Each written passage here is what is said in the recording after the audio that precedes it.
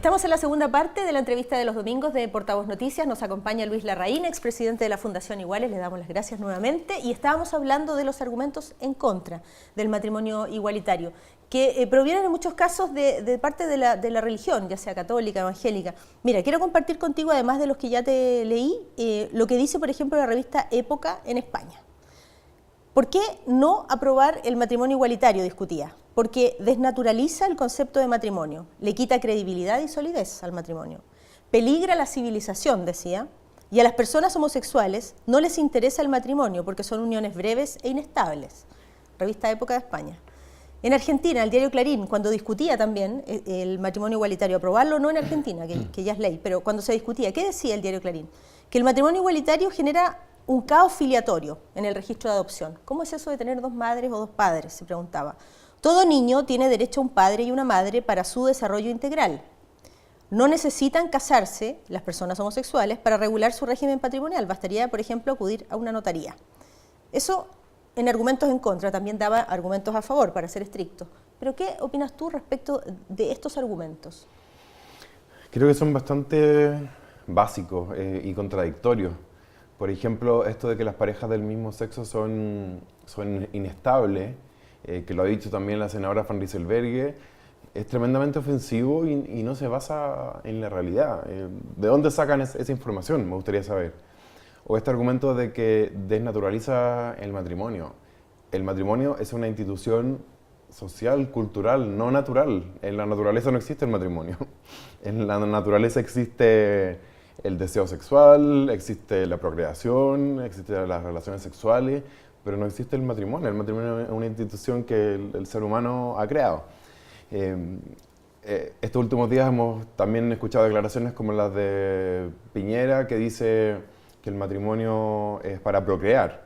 Yo me pregunto si entonces el que ya no procrea debería disolver su matrimonio porque ya no está en edad de procrear, o si las parejas estériles o de la tercera edad no podrían contraer matrimonio. Entonces hay tremendas contradicciones. Y creo que ya la máxima caricatura fue lo que dijo el senador Osandón, hoy o ayer, creo, durante la semana, no me acuerdo. Dijo que el matrimonio igualitario no debería permitirse porque cuando un niño se cae, grita mamá, no papá. y estas son la clase de argumentos. Yo me pregunto si el senador Osandón quedara viudo, daría a su hijo en adopción, entonces, porque él no podría ayudarlos cuando sus niños se caen y dicen mamá. Yo creo que en general no son muy firmes.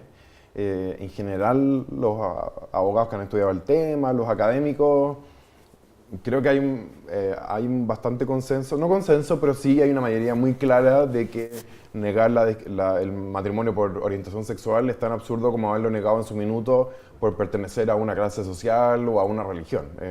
Debería ser un derecho universal y ningún tipo de discriminación debería permitirse. Ahora, la pregunta que surge de todo esto es ¿por qué tienen tanto peso las consideraciones religiosas? Y es porque, bueno, la religión católica sigue siendo importante, sin perjuicio de que este es un Estado laico, ¿no? Pero hay un porcentaje muy importante de nuestra sociedad que pertenece a alguna religión, ya sea católica, evangélica, en fin, podríamos nombrar muchas. Yo creo que a veces se trata de hacer una falsa dicotomía o pugna entre la religión y la sexualidad. Y eso es falso, porque hay muchos gays, lesbianas, bisexuales, trans que son católicos, que son evangélicos, y me parece que es muy injusto que las personas que no son de la diversidad sexual puedan conciliar su religión o su espiritualidad con su sexualidad, y nosotros no. Eso es tremendamente injusto. De hecho, la gran mayoría de los católicos, por ejemplo, no está de acuerdo con la opinión oficial, con la jerarquía de la Iglesia. Por ejemplo, una encuesta CADEM de enero que mostraba un 64% de apoyo al matrimonio igualitario, mostraba que entre los católicos eso subía a 66%. Y eso es muy simple. Los católicos hoy día son católicos a su manera. Si siguieran estrictamente las reglas del catecismo, no podrían tener relaciones sexuales antes del matrimonio, ni después del matrimonio, no se podrían separar, ni casar de nuevo, no podrían usar métodos anticonceptivos, ni condón, no podrían masturbarse. Entonces, la Iglesia tiene unas reglas tan antiguas, tan absurdas, que finalmente la gran mayoría no les hace caso.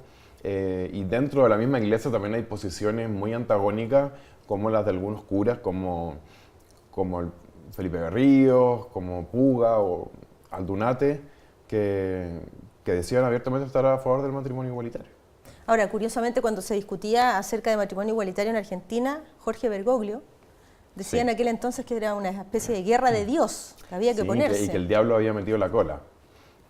Bueno, él es la máxima autoridad de la iglesia y a pesar de su, creo que es un poco marketing más amable, la doctrina sigue sin modificarse. El catecismo, que es como la especie de constitución de la religión católica, sigue diciendo exactamente lo mismo con respecto a la homosexualidad, que hay que respetar y acoger a las personas homosexuales, pero condenar o castigar sus conductas.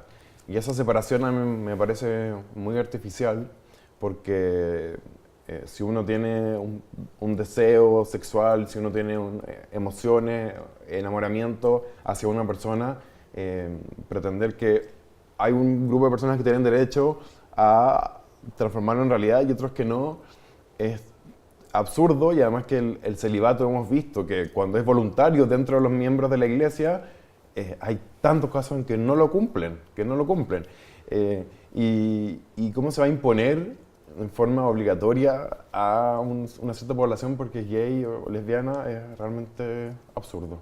Ahora, si bien es cierto, la opinión de los chilenos ha ido cambiando en el último tiempo, ha habido cierta apertura, yo diría que las encuestas hoy día mayoritariamente dicen sí, están de acuerdo en que todos los chilenos y chilenas tengan derecho a casarse, pero se restringen más las cosas cuando dicen y debieran tener, por ejemplo, el derecho a adoptar niños y niñas, y ahí la situación es distinta. Sí, baja un poco el porcentaje de apoyo, pero creo que es por estereotipos, por desconocimiento.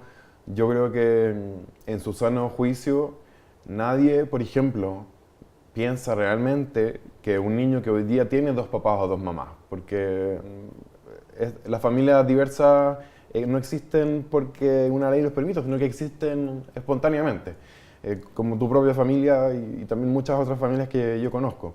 Entonces, que esos niños tengan un vínculo legal solamente con uno de sus padres o una de sus madres, los deja a los niños tremendamente vulnerados, porque en caso de muerte de alguno de sus padres o en caso de separación, por ejemplo, son los niños los que no reciben herencia, por ejemplo, no reciben alimentos o visitas, o no queda claro quién se hace cargo de esos niños. Así que esos niños ya existen, ¿no? Dejemos de hacer política ficción sobre lo que podría existir cuando esto ya existe. Los niños abandonados, los niños que no tienen familia también existen. Y nuevamente, nadie en su sano juicio podría pensar que estando en una institución que depende del Estado, que todos sabemos que no ha sido capaz de realmente proteger los derechos de los niños, va a estar mejor ahí que en una familia. Es bastante absurdo. ¿Tu familia es católica? Sí. Por el lado de mi mamá son luteranos, por el lado de mi papá católico. Y hay variados niveles de compromiso con el catolicismo, pero sí, es una familia católica. Te voy a preguntar a la vuelta de la pausa cómo se vive esto en familia. Lo que te tocó vivir también desde la presidencia de la Fundación Iguales. Es distinto mirarlo de lejos y opinar sobre un fenómeno, como quieras llamarlo, a vivirlo de cerca, creo yo. Sí, totalmente. ¿Te parece? Pausa y regresamos de inmediato con eso. Deportes. Tenis. Ping pong. Remo. Triatlón. Natación. Ciclismo. Y atletismo. Gimnasia artística. Fútbol. Básquetbol. Voleibol. Karate. Patinaje. Surf.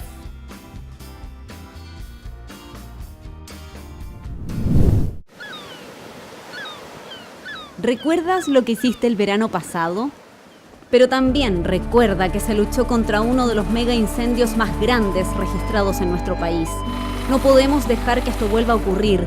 Está en nuestras manos prevenir incendios forestales y el cuidado de nuestro país. Provocar un incendio es delito. Denúncialo llamando a CONAF, bomberos, carabineros o PDI. Cuida tu país por un Chile mejor. Gobierno de Chile. ¿Quieren aprender el mejor ejercicio del mundo? Uno que le hace bien a ustedes y a todos los niños. Porque donar hace bien. ¡Ya, po! ¡Todos de pie! ¡Vamos todos, todos podemos! Porque donar hace bien. Practícalo este 8 y 9 de septiembre en la colecta nacional de aldeas infantiles SOS. Colecta Nacional, Aldeas Infantiles SOS, 8 y 9 de septiembre.